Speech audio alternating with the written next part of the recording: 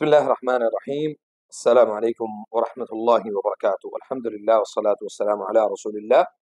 وعلی آلہ وصحبہ اجمعین اما بعد۔ اچھا جی، آج ہم نے کن چیزوں کا تذکرہ کرنا ہے کہ جس میں ہمیں یہ پتہ چلے گا کہ بھئی ہم علاج کے دوران شفا کی طرف ہم کیسے جا رہے ہیں، اور ہمیں رقیہ سے اور علاج کے دوران آنے والے مراحل میں ہمیں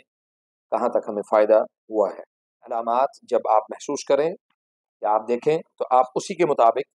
اپنی جو رائے ہے وہ قائم کر کے نیچے کمنٹس میں اپنی رائے کا اظہار ضرور کریں، اور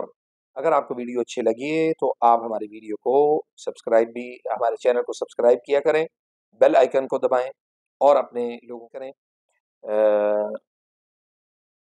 نظر بد کے نکلنے کی علامات کیا ہیں، یعنی نظر بد اگر آپ کو لگی ہے تو جسم آپ علاج کر رہے ہیں تو اس کی نکلنے کی علامات کیا ہیں؟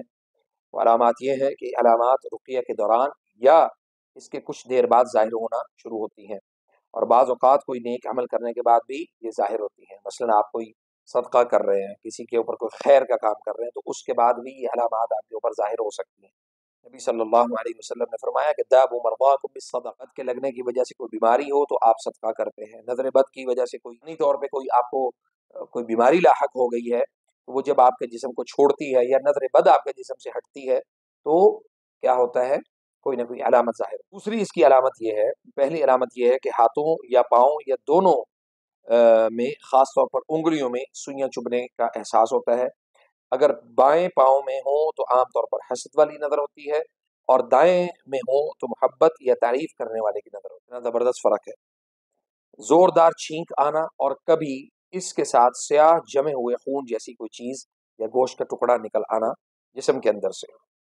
جسم پر دانے یا پھوڑے نکل آنا، اور ان کا مقام اکثر اس کی جگہ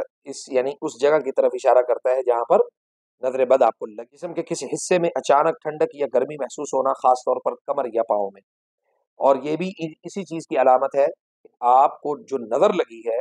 وہ جسم کے اس حصے کے اوپر لگی۔ اچھا جی، بعض دفعہ دم کے بعد یعنی رقیہ کے بعد پیشاب یا پخانے کا زیادہ مقدار میں آنا، اکثر جو ہے نا وہ یہ ہوتا ہے کہ ہم جب رقیہ کر رہے ہوتے ہیں تو لوگوں کو اکثر یا تو یورین بہت زیادہ آتا ہے یا پھر لوز موشن ان کو آ جاتا ہے۔ چھٹی علامت یہ ہے کہ الٹی یا قے۔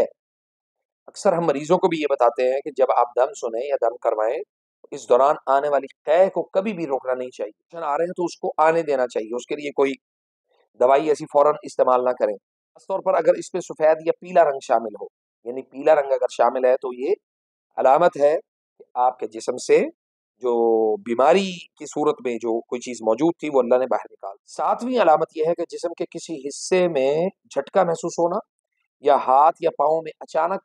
حرکت محسوس کر رہے ہوں یا کروا رہے ہوں تو آپ کے جسم میں شیورنگ ہو سکتی ہے، کانپ سکتا ہے، جسم کا کوئی حصہ آپ کا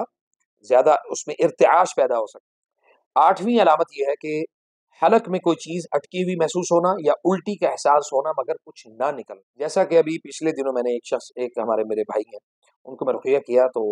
ان کو یہ محسوس ہو رہا تھا کہ یار مجھے الٹی آ رہی ہے، جسم کے اندر کوئی تکلیف محسوس ہو رہی ہے، لیکن وہ الٹی آ نہیں رہی، حلق تک آ کے رک جاتی ہے، اور اسی کی وجہ سے اکثر لوگوں کو جو تھائرائیڈ کا جو ایشو ہے وہ بن جاتا ہے۔ مطلب وہ علاج کر رہے ہیں لیکن جسم کے تمام تر اعضاء سے وہ بیماری نکل کے گلے تک یہاں پہ آ کے اٹک جاتی ہے، اس کی وجہ سے بعض دفعہ بیماری بن جاتی ہے، اور لوگ یہ سمجھتے ہیں کہ ہماری جو بیماری ہے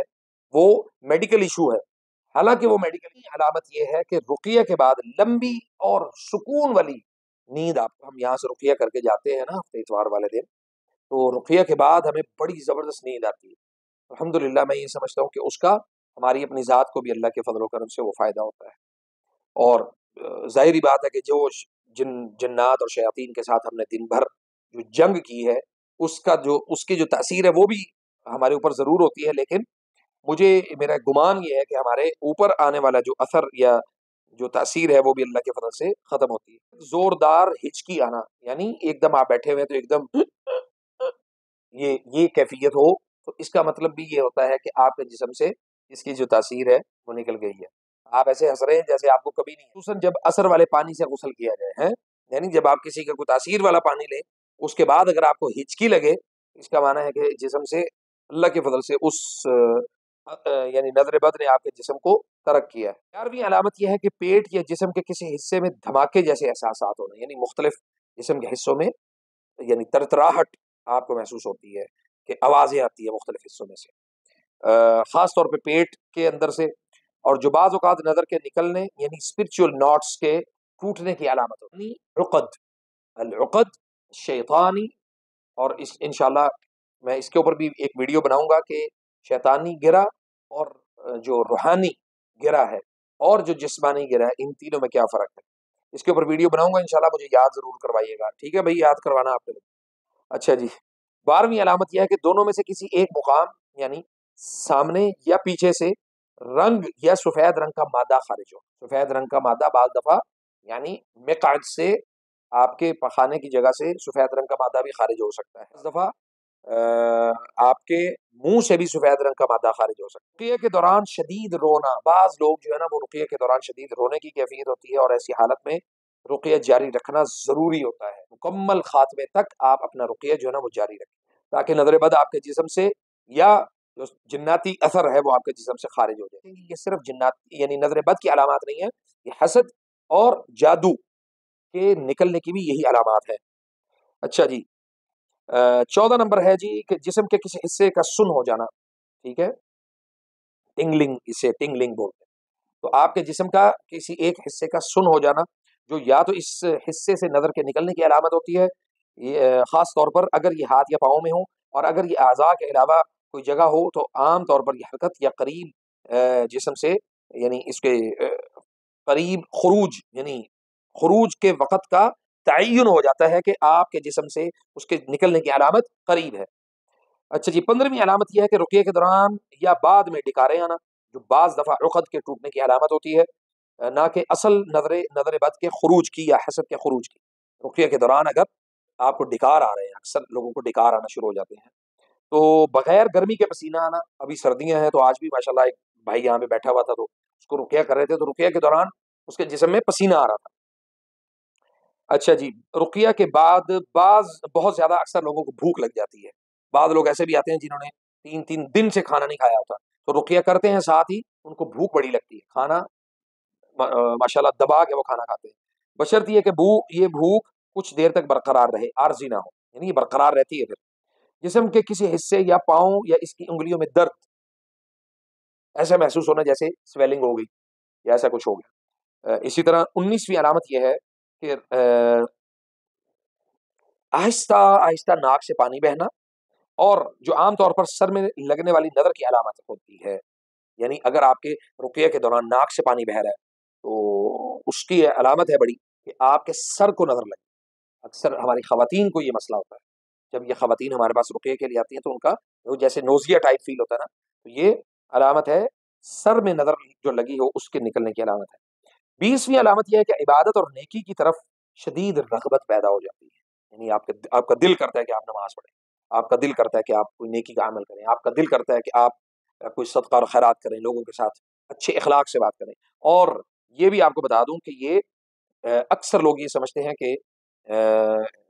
یعنی ہمارے اندر ایک نیکی کی جو قوت ہے وہ پیدا ہو گئی، یاد رکھیں کہ وہ نیکی کی قوت آپ کے